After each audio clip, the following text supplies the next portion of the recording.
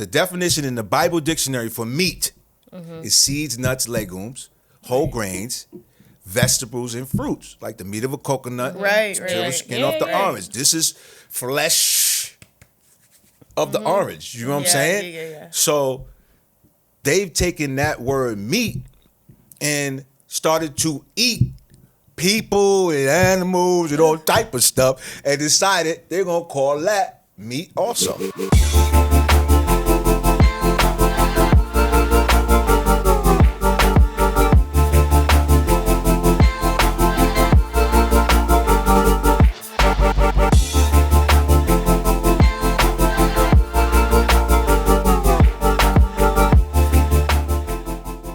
Welcome to the Nugget. Backed by popular demand, we have the vegan guru, world-renowned chef and restaurateur. On our last show, he talked about how veganism has changed his life, his body, and his community. Since then, he's been very busy launching a new restaurant in LA, also known as the Vegan Guru, and doing various pop-ups around the country to share his wisdom and his recipes. Welcome back. Hey, it's the guru. We out here. Let's go. And he brought the energy with him. You know that's true. Listen, man, I'm just so glad to be back on the Nugget. You know, we did the last episode. It was like amazing. Got a lot of response from it. And I see we got beautiful new hosts here. You know, welcome. I'm glad to be here with you guys. Look, I had to bring something for y'all to eat too. Because you know what I do? I put food in people's mouth. Let's try it. So I got some things for y'all vegan. Let y'all try it out. Look, we got Deja Mole, business partners. Okay. Extraordinary young woman. She's here. We got Savory Bites Crackers. That looks which good. is gourmet flavored vegan crackers. Okay. Done by the Savory Bites Cracker lady in LA. We got the Guru's famous chicken salad. And is this chicken and waffles? Yo, Wow. Okay. No cluck cluck. Chicken, no cluck cluck. So yeah, no cluck. You know you what? taste the waffle and you guys taste the chicken with the, you got to pair it with the cracker because, it's like, it's a dynamic duo. The flavor is spicy original. What's in the crackers, a lot of love from the cracker lady in LA. Okay. You know what I'm saying? Ooh. Oh, I can get into those. I can get into those. Give thanks. Okay, so that chicken salad, though. I'm gonna do a little bit, nothing more. How is that? It tastes just like chicken salad. What? Let's get them. Okay. Yeah. Another if you would have just down. told me this was chicken salad, I would have been like, okay. Absolutely. Let me see So, a lot of people always ask me, like, yo, who's your target audience? Anybody with a stomach.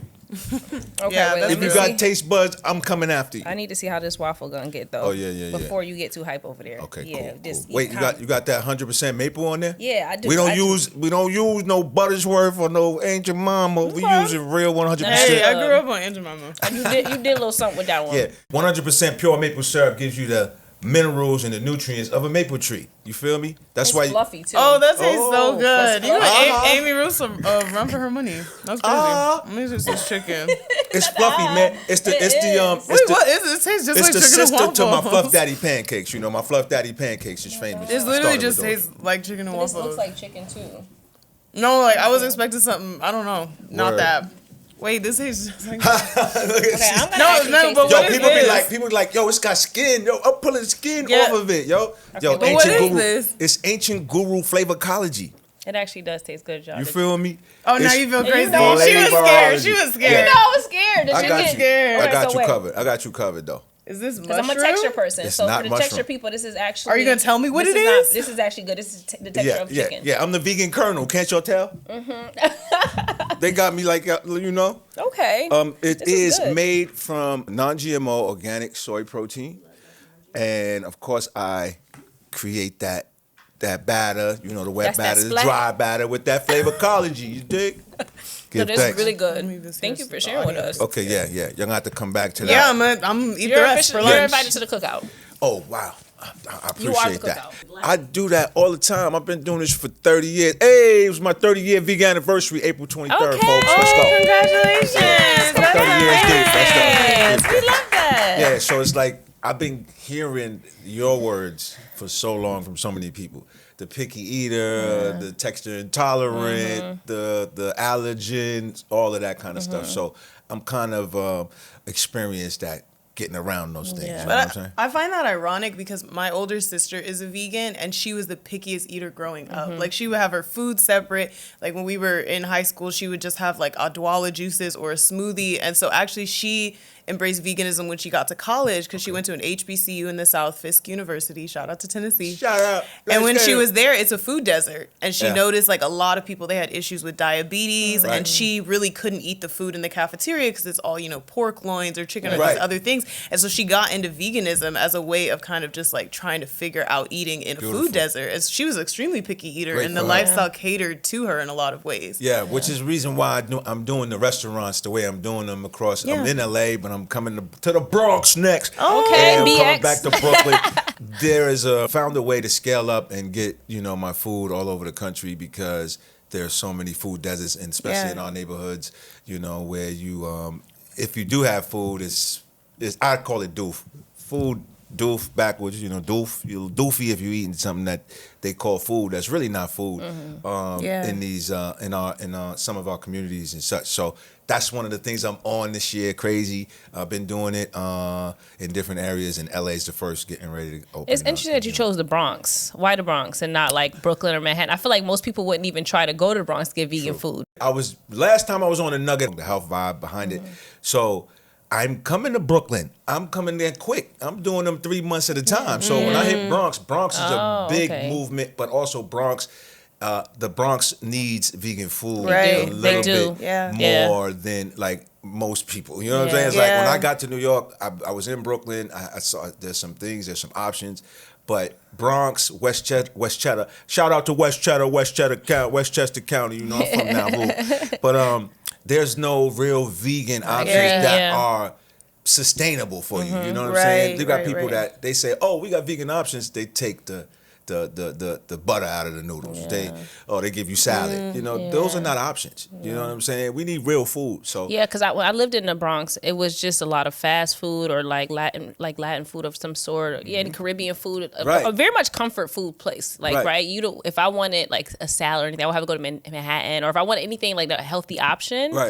But still tastes good, I would have to go to Manhattan or Brooklyn for that kind of stuff. Yeah. So basically, I want our people and all people to experience the love of eating vegan and plant-based like I do. So if I can't find a place, or my partner, the foodie Deja Monet, if she can't find a place, we need to put a place there because this is not cool. I want people to really experience just a little bit of what you guys just tasted today, Are you enjoying the conversation? Please like and subscribe to our channel. Be sure to hit the bell for notifications and be the first to know when new episodes drop.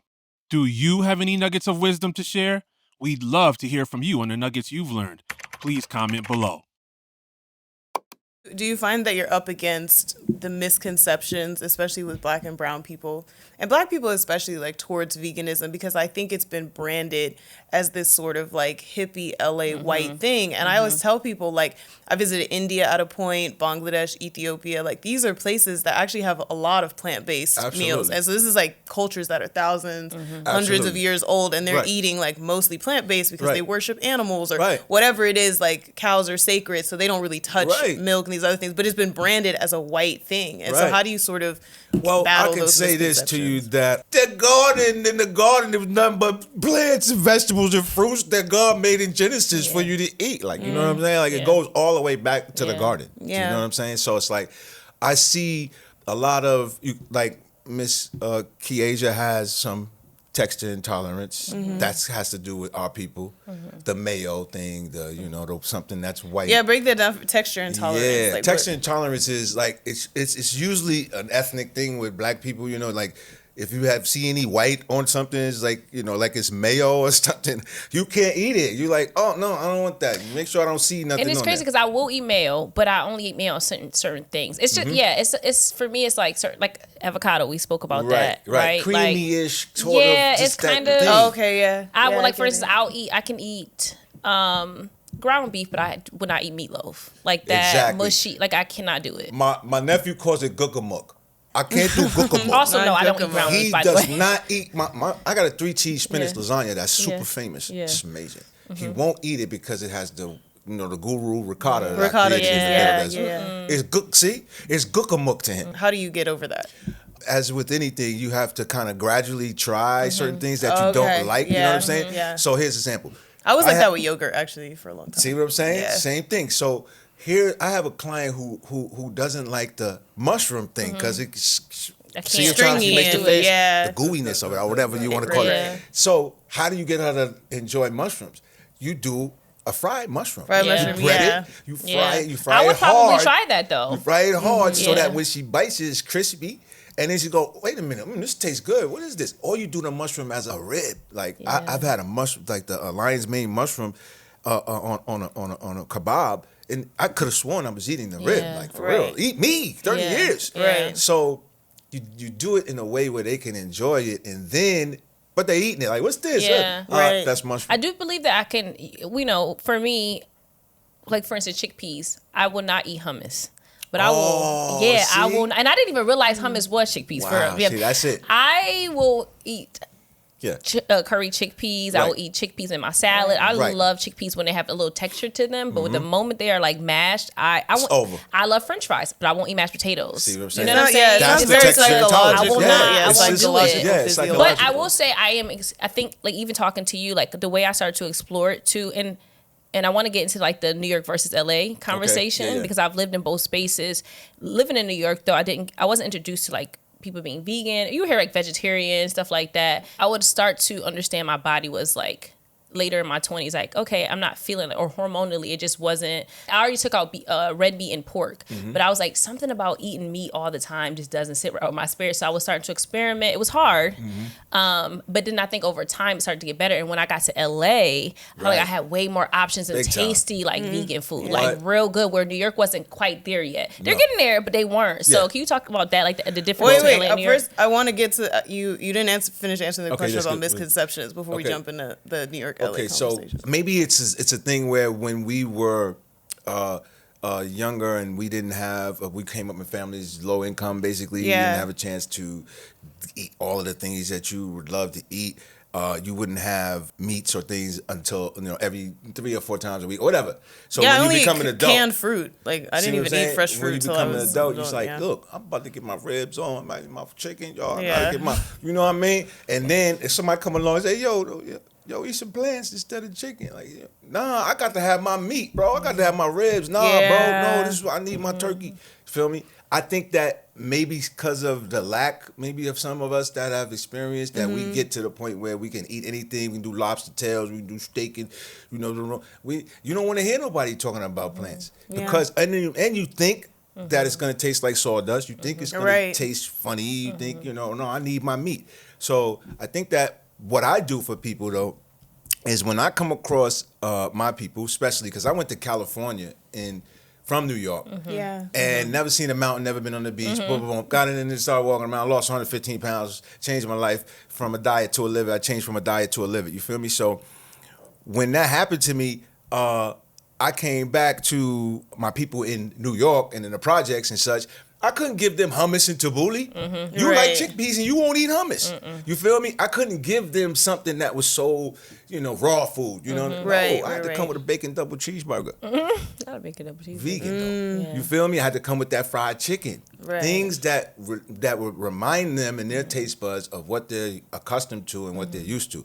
Now my texture game is way up because 30 years doing it. I've been working with the same meat distributors, vegan meat distributors, for 30 years. And it's only gotten better and better and better. So now when I provide something and I say to you, this is a steak or this is a lobster or this is, whatever, I got respect and people will say, okay, let me try that. Oh, wow. They really do taste like shrimp. So that's how I kind of work with that thing that's going on around our people, but I don't know the details of how it's gotten so crazy like that historically. Again, slavery.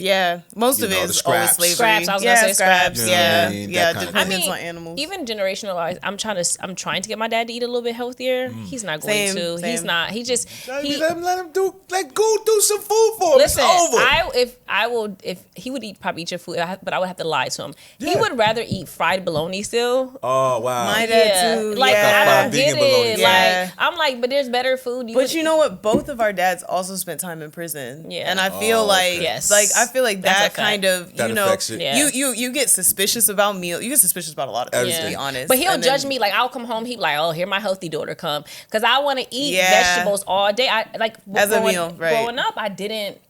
That looked gross to me. And then I got older. I was dating a guy in college, and he really put me on. He went to like the alkaline diet, and he's vegan and all these things. Yeah. And he started to introduce me to Brussels sprouts and cauliflower and things that I would never eat. I thought broccoli was like the only vegetable growing up. I get that all the time. And it's our people. Yeah. I get people, I hit them with the Brussels. I never eat Brussels. Oh my God. Oh my God. I love them. Stuck on like these Brussels. I'm like, what was life before I ate Brussels sprouts? Exactly. Like I'm obsessed. But the quality of produce is so bad in a lot of the, like I really didn't taste a real strawberry until I moved to California at 14. Like I was raised in Atlanta. And it's like in Atlanta, the strawberries are literally so big. They're like GMO size. They're ridiculous, and they don't taste like anything. Yeah. And so the first time I tasted like California strawberry at a farmer's market, it was super small, and I thought it was like candy. I literally ate so many. I ate the whole thing, and my aunt was like, "Girl, like I was like, I might have never had a strawberry." I was 14 years old, and so I think that even people's association with what a vegetable is, like I'll put lemon on asparagus, and people be like, "What's in this?" I'm like, lemon. And don't talk about frozen. It's just asparagus. I hate frozen vegetables. I will not. I like some frozen vegetables. They're okay. Maintain the nutrients and cool for whatever your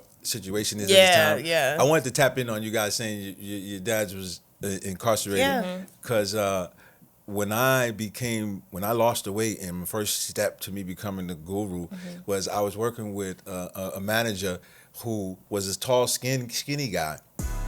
Do you have an audio podcast? Are you looking to grow your audience?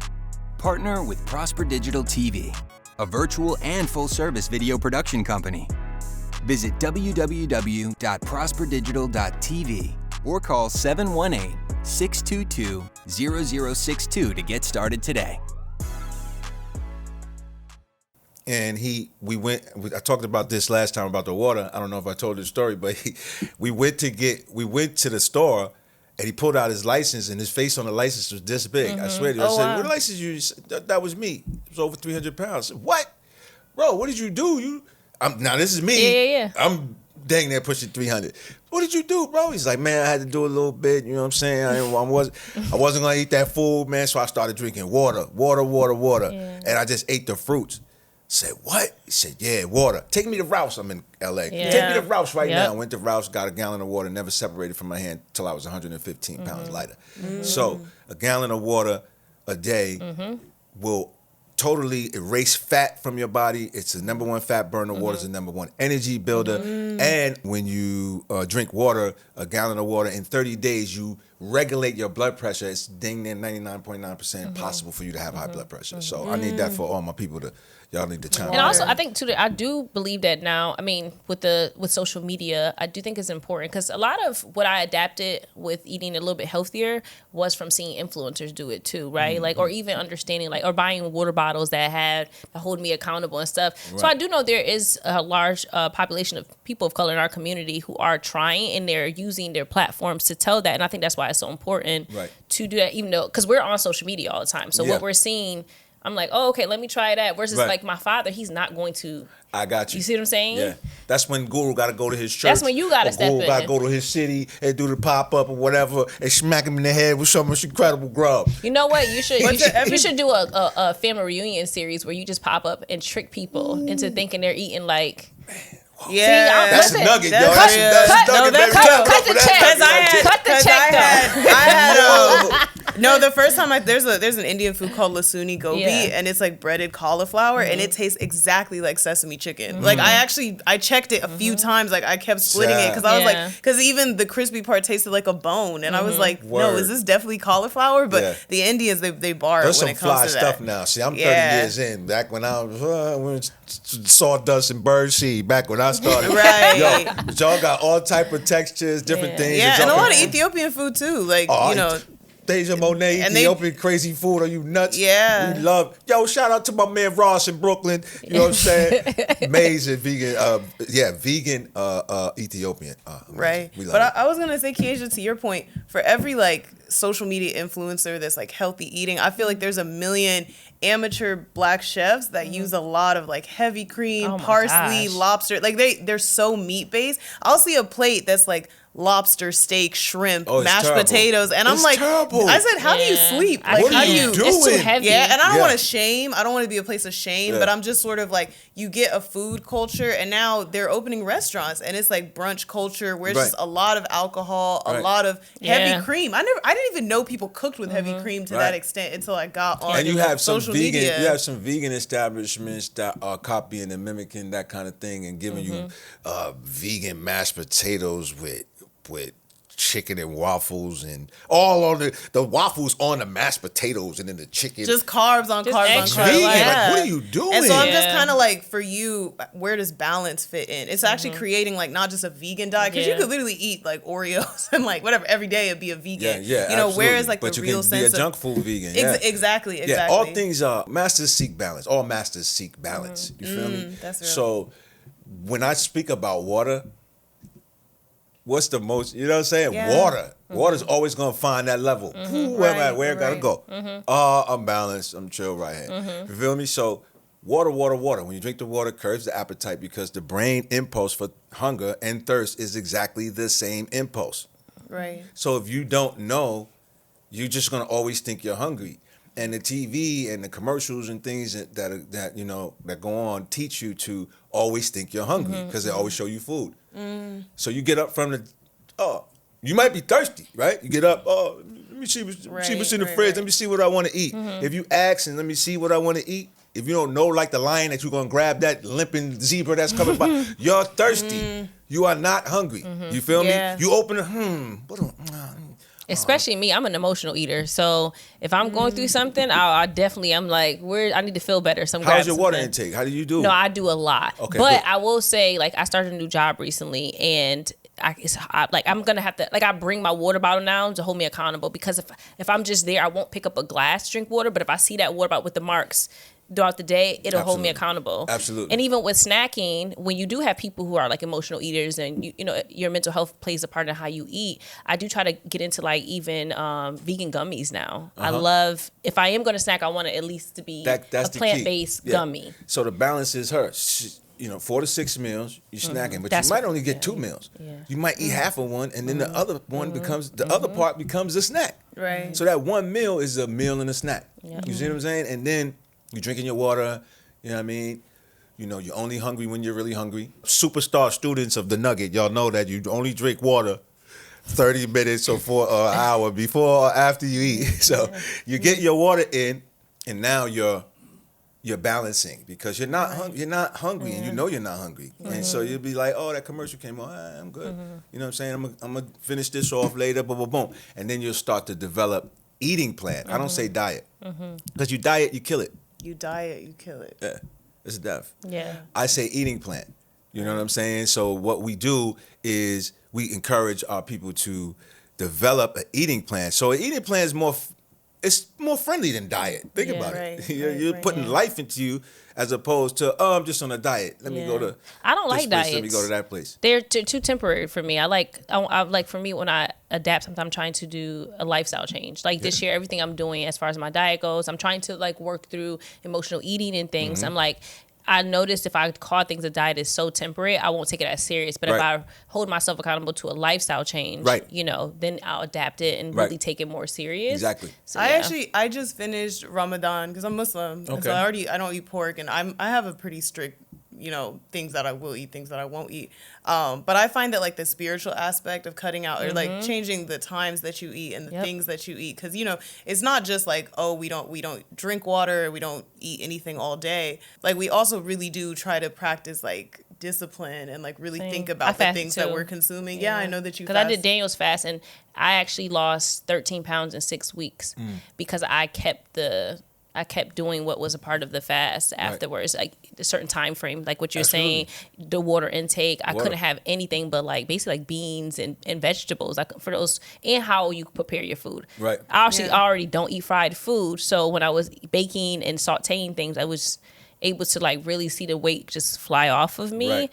So I do think that when you do these kind of like fast is a spiritual thing. I was about to say, like, as far as like fasting goes, I wonder like how does spirituality fit into this? Because I know for vegans, a lot of times it's about also the planet. It's about like the body, the mind. It's about connecting to the whole and connecting to food in a spiritual way. So how's that for you? Yeah. What happened to me, I lost 115 pounds, 11.5 months. First 3 months, I did the water, and walking in nature. No gym required, no gym, folks. Walking in nature, meditating at the top. I got to the top of the hill just to pray. Spirituality. Yeah. I felt like I was Moses, Felt like I was one of them prophets. Look, in the Bible, when they go looking for the prophet, where they send them to?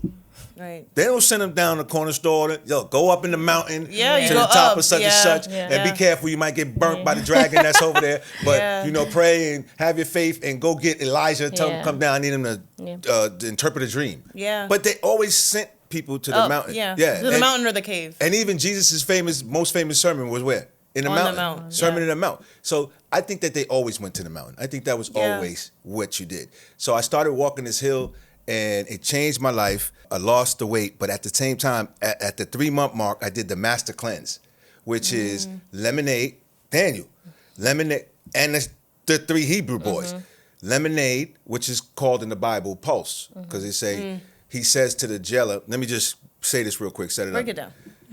In the scripture, Daniel and the 3 Hebrew boys are thrown in jail. Right. And he tells the jailer, we don't eat flesh. This is the king's flesh. They changed it, say the king's meat. I want my word flesh, meat back from flesh. The king's flesh. You feel me? Yeah. We cannot eat the king's flesh. Please give us pulse, which is lemon, and water, lemonade, for 10 days. 10-day master cleanse. Yeah. Daniel fast. It's the same, jailer said, no, we can't do that. Oh man, if you're skinny, you're gonna be skinny. You're gonna be emaciated. And when the king sees you, he's gonna cut my head off because he's gonna swear I was eating your food. No, I promise you, in 10 days we will look better and stronger than anybody in the building. Type energy. 10 days. He agreed. 10 days went by. They did the 10-day fast. Pulse and water. They would not eat the meat in jail. Oh, that's interesting. I'm just realizing this. The guy who helped me become who I am told me he wouldn't eat the food in jail. And he drank water and ate pulse, which he ate life. Whoa, that's a huge nugget that's just been, that's a revelation right here. Yeah. He ate fruit and water. Right. So this 10 days they did that, and when they brought them before the king was like, your countenance is so skin shining, look like a lemon. Right. Your countenance is so, you look so amazing. Boom, gave them riches, gave them rewards, you know what I'm saying, for who they were, and rewarded the jailer for taking care of them. So basically, that's the part of the fast is we give up things to sacrifice. There it is again. And then So spirituality goes completely hand in hand with what's happening to you when you are what you eat. Yeah. You see what I'm saying? So I did the fast every 3 months. I did that master cleanse. In 11.5 months, I had shred 115 pounds. Crazy. Without a diet, working out. I mean, I just walked in the mountain. I did my thing, but it was more or less of a without punishing yourself. It was, I call it stress-free weight loss. Are you enjoying the conversation? Please like and subscribe to our channel. Be sure to hit the bell for notifications and be the first to know when new episodes drop. Do you have any nuggets of wisdom to share? We'd love to hear from you on the nuggets you've learned. Please comment below. Cardio is the number one thing, but when you're drinking water and you got energy, and then now you're putting back into your body that which is natural, and you're out in the sun, and the sun hitting you. And I think it's a return to the natural self, right? Because I read, like, there was like a fitness instructor, and he said that every human should be built to run a certain amount because we're built to run from animals. So 8 to 10 miles every day. Wow. Yeah, the goal rule. Let's go. That's I know my little 3 miles is something. Yeah, I mean, I'll have my. Only time I don't do it is if my odometer. I can't possibly do it. But I'm gonna have to change my Apple Watch goals to but meet I mean, yours. like, it is a return to, like, you know, to sunshine, to walking, Absolutely. to, like, these, you know, your more natural self. But and in your neighborhood, like, walk around your neighborhood. You don't have to go way out, especially people who live in the hills. I'm like, you live in the hills. Oh, but I think we're talking from a very coastal perspective, because there's a lot of people, like, my sister lives in Atlanta. People find it, like, America's a very car-based country. Like, we're so car dependent that a lot of places in America don't even have sidewalks. You're right. So it's very difficult for people to Atlanta.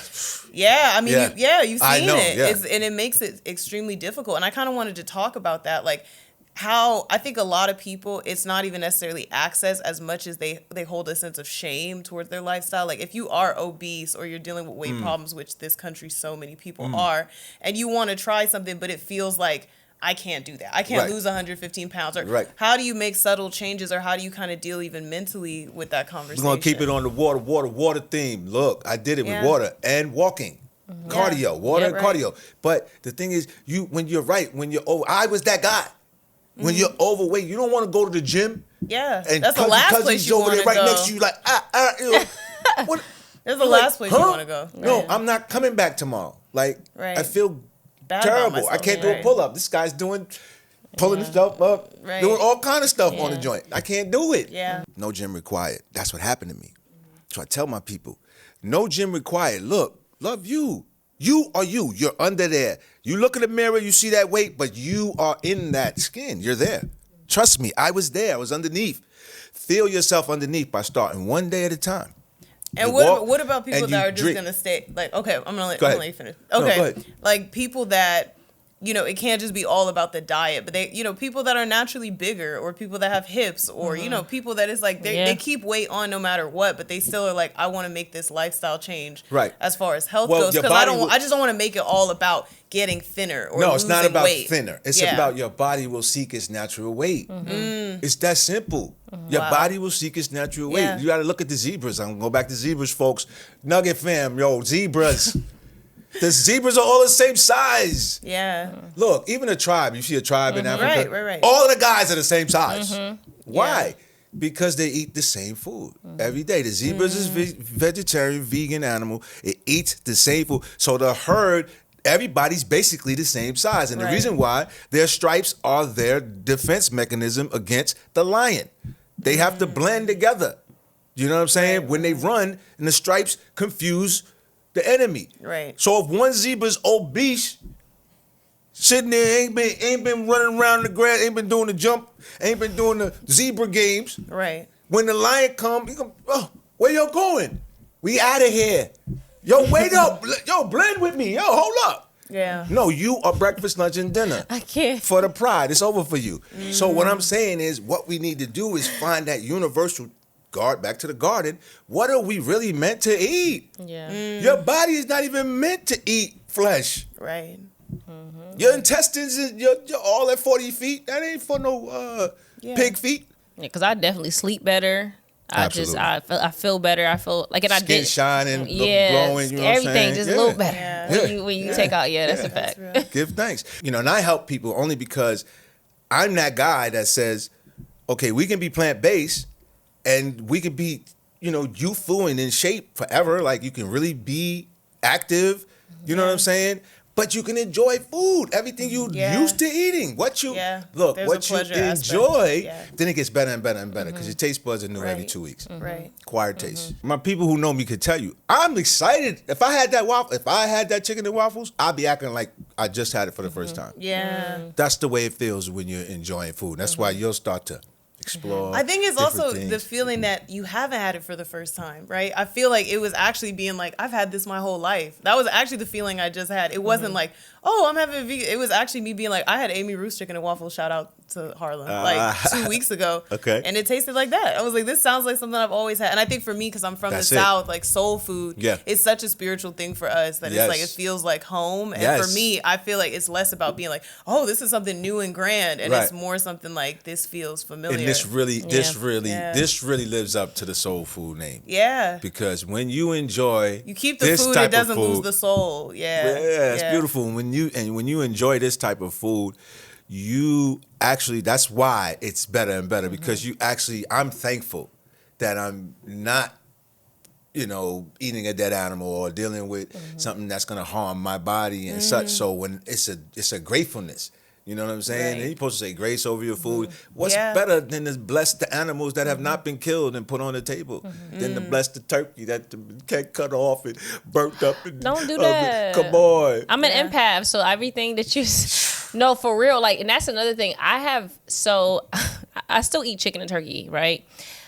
There are moments when I mentally think about what happens to the animal and I can't eat it. And that when you asked me earlier, you said, are you vegan? And I was like, no, but there's times when I can't eat meat. It's because I'm an empath. Right. So I'm like thinking about what went into eating the meat. Well, that comes back to the spirituality thing because like for Jewish people and for Muslims, like we're supposed to eat halal and and kosher is also considered halal, but it means that it's prepared a certain way. Exactly. But it's very difficult to find that kind. It makes more sense for us to lean towards plant-based and vegan lifestyles because so much of the meat in America is not even just about the actual animal, but the workers' conditions surrounding slaughterhouses are so bad. Like the way that those people get sick during COVID and everything was so like they have no rights whatsoever. So it's also like an ethical issue. So I'm feeling it. You're slowly, my sister's been trying to convince me for many years. So I'm actually thinking a lot about that. But that's that's a good thing because when you spoke of halal and spiritual vibe,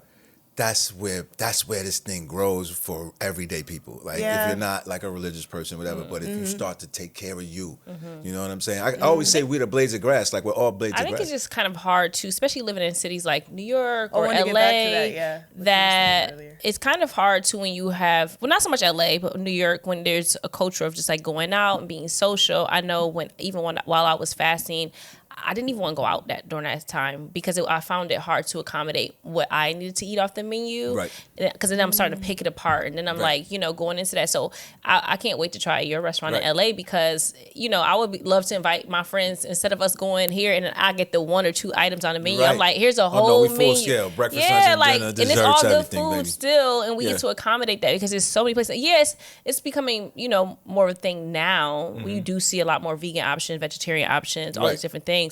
But it's always like a smaller experience. They're not giving us the love, it's like a sideshow at the menu. It's really not. I'm like, I need that to be the main course. So what do you order? Like if I'm just a regular, if I'm going to a Chinese restaurant or I'm going somewhere, what do you order that's going to be like both? Okay. Like, okay, this is gonna kind of, it's not gonna hit like the vegan guru stuff, but it's like, what do I order? Let that be known. But the first thing is you have to understand, you're gonna also the quality of the food. Yeah. Because you got MSG, you got cats just using white sugar and frozen food. That's not even all of this type of stuff going on when you go when you go into some of these places. So you gotta see that first. But I would But this is what the average black person in the hood is eating like on a Tuesday night. They're like, terrible. I want Chinese food. I know. You're like, okay, crazy. But we gotta invite them in. But I do the vegan Chinese. No, I get you. Yeah. You would look at the menu basically as you want to get vegetables. Okay. You know what I mean? So you're like, what veggies do you have? Guaranteed ain't gonna have no real, plant-based substitutes. Most likely if it's a regular Chinese place. So you basically want to get the vegetables. Sometimes they have tofu. Brown rice. You don't like tofu. Some of their tofu ain't right though. It ain't. So you gotta eat guru tofu. I make tofu taste like break fried it down chicken. For me because I feel like that's a huge tofu. thing. Like I feel we talked about it a little, before the show, but I feel like black people especially, they have an aversion to soy and tofu and these things because a lot of it is propaganda and there's estrogen or that it makes men effeminate and these other things. So it's like, how do you pick your tofu and really what is the deal with soy-based That's things? a good one. Okay, so 30 years vegan, you already know that. My 6 children were born at home in the master bedroom. I'm the gynecologist, the obstetrician, and all that. Look, doctor, catching my daughter in the water. Yeah, stop playing. Look, my kids is born at home. Never seen a hospital. Never seen the white coats of a doctor. That's beautiful. Never had a vaccination. Never had even diaper rash. Okay, 6 of them. They grown. My youngest is 14. We came up with soy. Okay, listen to soy. The type of soy you want is non-GMO, sprouted. Tempeh is fermented soy. You eat tempeh? You ever have tempeh before? Yeah, I've had tempeh before, yeah. That's fermented soy. People don't even know tempeh soy. I don't even know what that is. Yeah. And tempeh with an H. Organic, you know what I'm saying? That's the type of soy you want to you want to use. The propaganda when soy came out with soy milk, it impacted the milk industry, the meat industry back 25 years ago or so. And there was this big push to create a bad soy type thing. You know what I mean? Also, if you're like the big meat industry and you got all the cows and you got all the slaughterhouses, then it won't be hard to slaughter soy. Right. Like, let me slaughter soy's reputation because I want people to eat dead pigs. But you as a black man, you good with soy. You're good with soy. Me as a black man, I would tell you that I have used soy my entire 30-year career. My children are raised on soy. Now, you don't want to eat soy all day, but you get the right type of soy. And as far as the estrogen and all of this that they say, it's not, I mean, it may happen with the imitation soy, the soy that's non-GMO, because that we don't mess with that. Soy, fake soy. I don't do impossible. The impossible soy might cause all of that. You feel me? I don't do GMO. When you partake in eating a soy product, but you also eat food combination, very important. You also eat oatmeal, steel cut oats. Bowl of steel cut oats cuts your soy intake in half for the day. Right. Oatmeal does not produce testosterone, but it has the properties to enact the function, the chemical for testosterone to be produced in the body. Right. So what are we talking about here? Right. Okay, I eat a piece of soy. I just had a bowl of oatmeal today. What's wrong with y'all? We good. I'm a gorilla.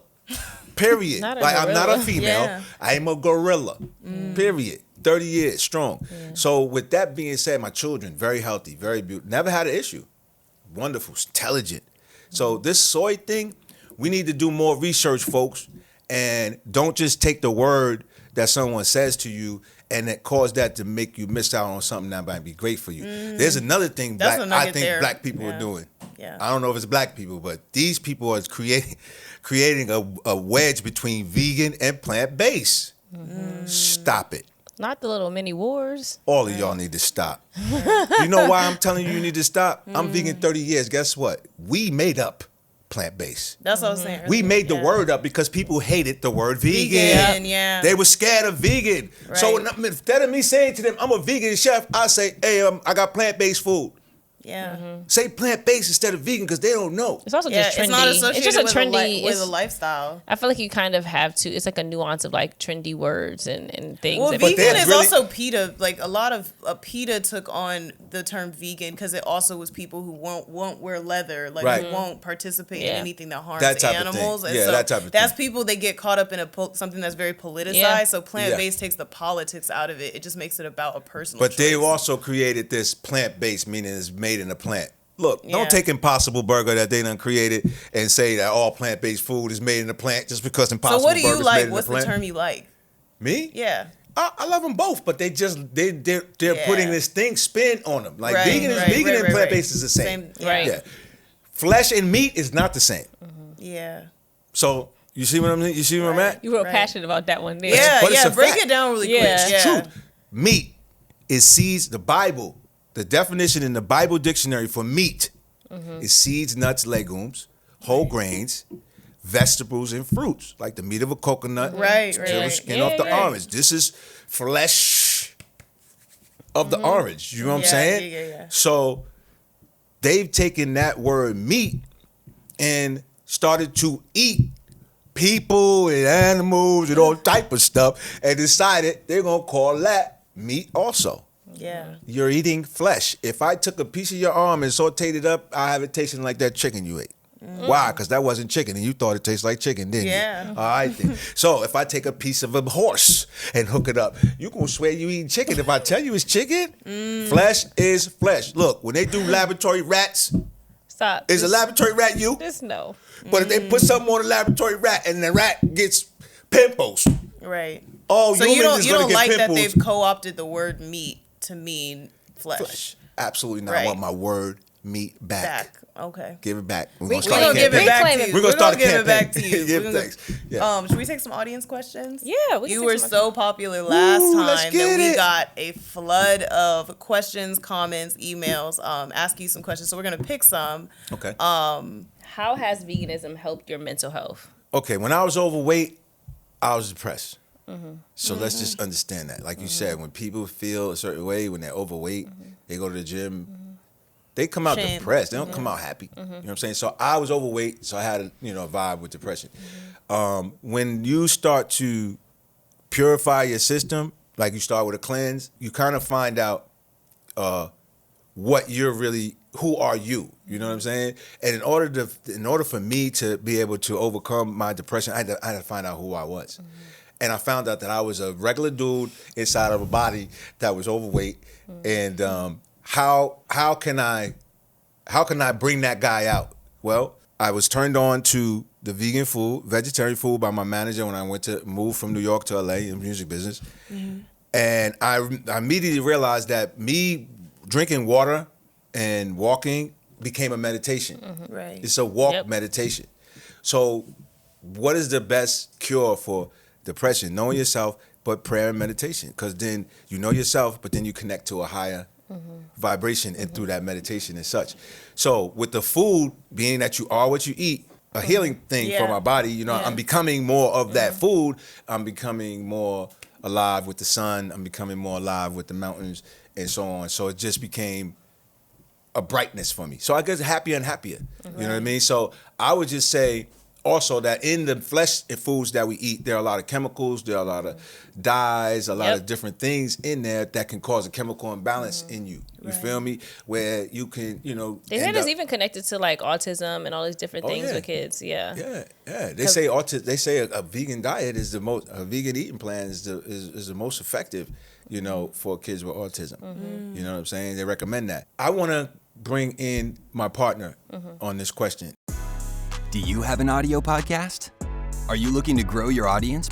Partner with Prosper Digital TV, a virtual and full-service video production company. Visit www.prosperdigital.tv or call 718-622-0062 to get started today.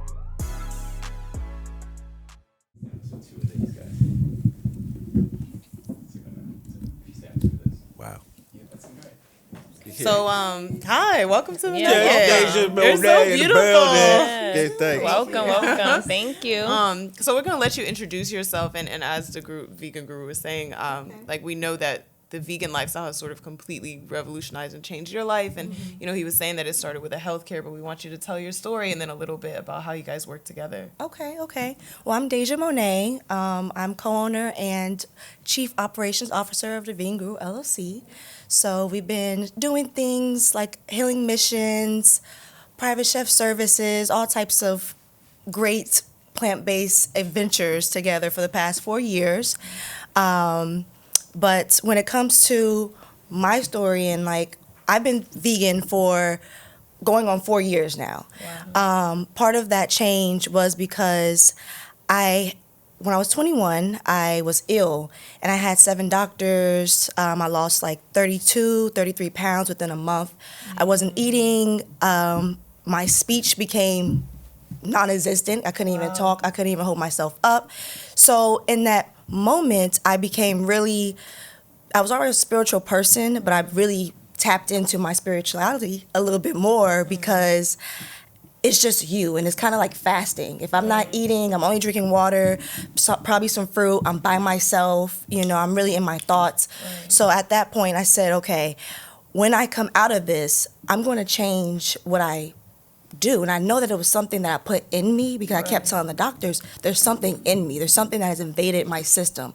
So now, I think even it got so bad that our parents was making arrangements. It got to the point where the church was coming over, praying over me because they thought that it was going to be the end. And I'm my mother's only child, so it was really a hard thing to go through. And I'm 21, so I'm okay, what's really going on? Yes. Yeah. So at that moment, about a year after that situation, I ended up meeting Guru, him and his manager, and we just kind of connected.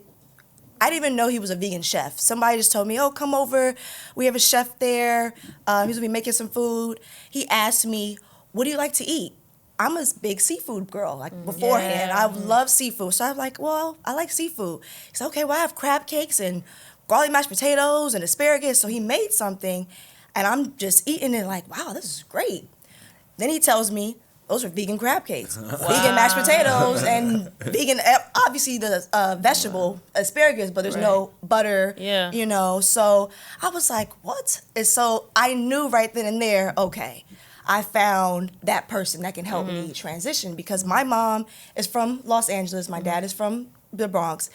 The Bronx. And they come from the South. There is no LA in the hood. There is no healthy eating. You know, we do the barbecues, the red meats. You know, everything, cream, all that stuff. So I didn't know where to start, what to do, but I knew I wanted to change. And so when I came across him, I just like, okay, well, how do you start? What do you do? And he started feeding me things, and that's when we connected. Never separated. Also, she's like a foodie, so she goes to the restaurants and brings different ideas. Like before I was vegan, people used to always inbox me like, hey, where was that place that you had pizza from? Like they're coming from Chicago, they're in LA. And like, okay, I saw you had something here. And so I'm like, okay. Food influencers. Right. Yeah. And so, but now that I transitioned, a lot of my peers, they see me now like, wow, she eats great vegan food. Right. Where does she go to get these food? Because obviously we talk about the fast food vegans and stuff, but it's like my vegan experience is a little more escalated. So I'm like, where is the good vegan food I can really indulge? Not the comfort food, not the options. But I think that people need to see vegans that look like you, because I think that, people are influenced by people that look like them, that they want to be like. And they don't see like young women that are like fly, that are just doing everything else. The way that we get fly, the way that we kind of go on. Like they need to see somebody that looks like you, that talks like you, and comes from where you come from. So it doesn't seem like this esoteric, crazy thing that people do when they're paying for Pilates and, like just in a world that they don't come from. So I think that that's a really powerful thing. And as far as you said about influencing your friends, we actually had an audience question that said, like, what are 3 easy meals to kind of get into veganism that you would start? Like, so recommend us, influence us. Well, if you are like a home cook, I would say breakfast for sure, probably like a French toast. That's something easy. Just substitute your butter, vegan butter. If you do cream, vegan cream, oat milk, whatever. Maybe coconut cream? Can you do that? Coconut cream, cauliflower scramble. If you don't, not a tofu person, you can do tofu scramble, but you can do a cauliflower scramble as well. I've been hearing more people tell me about that. I created the cauliflower. Man, give me my props. Was that you? Because somebody else just told me about that. And you chop it up really fine. I created the cauliflower scramble. You chop it up like really fine, so it's like eggs. It's rice. No, it's like rice cauliflower. Yes. But you add the things that you would put in eggs, the bell peppers. Someone even told me. But you got to use turmeric. I had a friend. She just told me about she does a lot of like plant-based stuff for her daughter. She's one, so she don't even know a lot of things. So she eats like chickpea scramble. I've heard of. You could do chickpea scramble. She did chickpea scramble. She'll do like Yeah. spinach pancakes with like almond flour and stuff. Like she's implementing those things very early on. Yeah. And I'm like, when she said, I was like, chickpea scramble. That sounded crazy to me. Yeah. So you saying that even chickpea tuna, do all that. Nah, I'm on that too. The goo don't do that. I mean, I could do it, but I'm more of a, I got hers. That's the taste bud barometer. That chickpea tuna is more like a bean dip versus like tuna, like the flakiness of a fish. She said, I know my seafood. So lunch. So for lunch, I would do basic burger. If you're out here in Brooklyn, these are new vegans. For sure, hit up Fat Boys Vegan Burgers. So you can definitely get a nice burger with bacon. First time vegan, like I said, if you're a home cook as well too. Anything Mexican food, I think that's really simple. Because Mexican food, you got the rice, the beans, quesadillas. You got to get your cheese. You got to substitute the cheese. That's what I'm saying. You're only substituting the cheese and the meat. I'm gonna throw spaghetti and meatballs on you. You could do spaghetti. That's real simple. That's real but simple. blow your mind. The meatballs is made from plant-based meat. Yeah. But You do it right. Like my spaghetti crazy, but I don't even know I said that because it's simple. Do you have any frozen brands that you like that you could recommend? That's not impossible. That people, if they're just going frozen to the brand, Gardein. I like Gardein. I do their pulled pork. Oh yeah, Gardein is bomb. Gardein's black bean burgers is what made me start making my own black bean burgers from scratch. They will always be out because they're that good. So I was like, you know what, I'm gonna try to do that myself, and now I got it. But I love like a good Gardein black bean burger. They do it. Some people just don't cook. Some turkey cutlets is one of my favorites. It has like a smothered gravy. You gotta add your own seasoning to it. But it's a nice little like if you want something, and you craving that turkey gravy. Like I just had a Friendsgiving for the first time. Oh, vegan Friendsgiving. No, it was a regular Friendsgiving. But I was the vegan at the Friendsgiving. That's my sister's dream. And so I brought vegan collard greens and vegan candy yams. Oh, that sounds great. And everyone had their own dishes. That the guru walked her through step by step when she made them. Yeah, and a little my grandma kind of helped me and the ancestors. You know how to, because he wasn't there. I had to on the phone. So well, my sister made vegan mac and cheese for the last Thanksgiving, and we ate both. You know, and she had like the breadcrumbs. She used I think like she used yeast. She used like cashew cheese, like things like. But it was actually pretty good. And I mean, my dad tried it, and as far like he's old school, like your dad, like when we do pop-ups, I'm normally the first person that people see. I'm always the hey, come try something. Go have a sample. They talk to me about, oh my God, that food was great. They'll tell me their reviews. And this lady at the Vegan Street Fair yesterday, she came up to me. She said she bought something. She was like, you know what? I just love your energy. The way you just like you just pulled me over here. That's how we are. Like, you know, I just had to buy something, and it was great. And she had an amazing experience. But because you said that, I was like, because food is a people thing, especially for us. Like we think of our grandmothers and our moms, and the kitchen is like a home place. So I think when you have the face of veganism changing, you all being such lovely people and really caring about you know the health of our people and like the health of the greater community, I think that makes a complete. I also difference. think it's really amazing that you have such strong branding and your identity is wrapped up in it. Like even here, I see you have what is it that your scarf, your infant, like your chef logo. But I'm saying like because I'm like operations. It's always a woman. It's always a black woman to do something. But the reason I say that is because like we put trust in it. Like before you came, I was like, I'm not trying nothing. Right. Yeah. She was determined not to try anything. Wow. Yeah. But after meeting you, your person, I was like, okay, you know what? This person's not it's a trust thing for real. Like it really is. It's a No, trust thing, and I think that's very true. And I have that kind of relationship. I've done several major stars, celebrities. You know. Okay, go ahead and say it then. So Pick yourself up. No, I'm just but they really trust what I do. Like since the last Nugget, I did Trippie Redd. I don't know if y'all catch no Trippie Redd. I saw the Angela Simmons. Angela Simmons is incredible, and we've done her for years.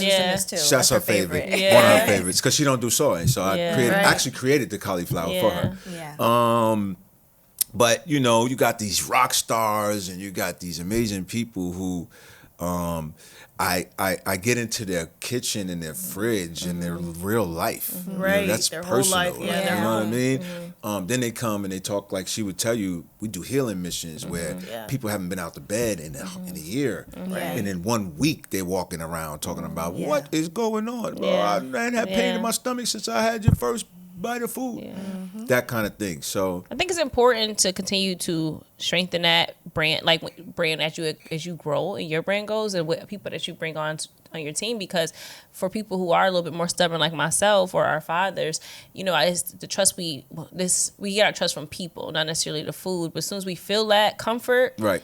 Guard comes down, you're like, okay, I might try a little something. So I think if we can see more people in our community at the forefront of like these conversations or like in the kitchen of providing a safe space for us, we will venture out and try new things, you know. And that's why I said the family reunions, you got to touch the cookouts that's in the the family biggest reunion. thing, man. And you know what? It's been growing. I would like to say when we talked about our people, we talk about our communities. Sometimes we talk about the ills or the things that we kind of like. It's not, that we can bring up, but we are the leaders in this vegan food field. I'm telling you, this is the first time we're not behind the curve. We're ahead of the curve on this vegan food because they came with something that y'all came with something that needed flavor. The flavor, you came with something that needed flavor. Who gonna step up and give you? We got the flavor on everything. Baby, it don't gotta be food. could be anything. George C. Wolfe said God invented black people and black people invented style. And that's one of my favorite quotes. Even on food. Should we do the final nugget? Yeah, so we can do our final nugget. Which I'm sure, I don't know if they did it. I don't know about final nugget. That was some weird. That's a our new business. Let's go. So we're just gonna drop like 5 sentences, and you can do a word or like a sentence afterwards. Both of you could do it. So you're gonna fill in the blank of the sentence. Right. Okay, ready? First thing that comes to mind. The path to success is paved with love. I know that's right. I was gonna say, passion. Okay. Yeah. My mind is blessed. Grateful. Okay. We'll say vegan chef. Greatest tool is his or her. Greatest tool is my knowledge, personality. Yeah, that's it. I wish the world was more loving and caring. I wish the world was more free. Yeah. Tomorrow I will be great. Tomorrow I will be the vegan guru. No, I'm just saying. I know that's right. Tomorrow you're gonna be at another fear festival or something. No, tomorrow I will be. Tomorrow I will be blessed to be alive, I would say. Yes, basically. amen to that. Thank you both so much. Thank Deja, you.